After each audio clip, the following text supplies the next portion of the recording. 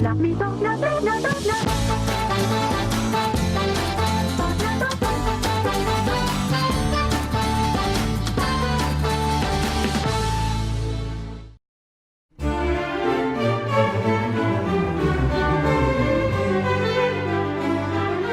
я выгляжу? Прекрасно. А я? Очаровательно. А как вам мое платье? Прелестно.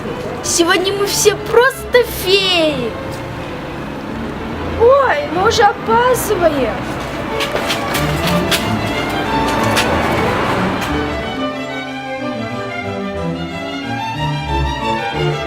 Добрый день, барышня. Здравствуйте, Рауан Бахытович. Присаживайтесь.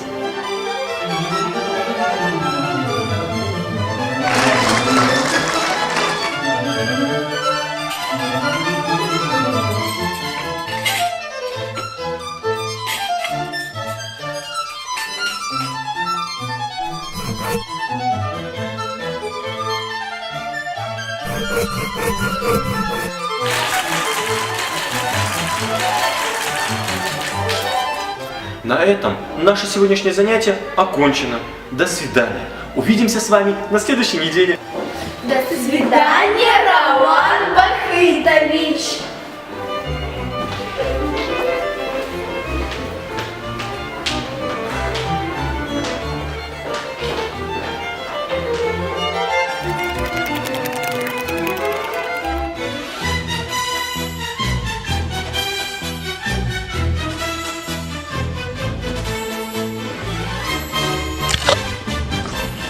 Занятие по этикету – это нереально круто.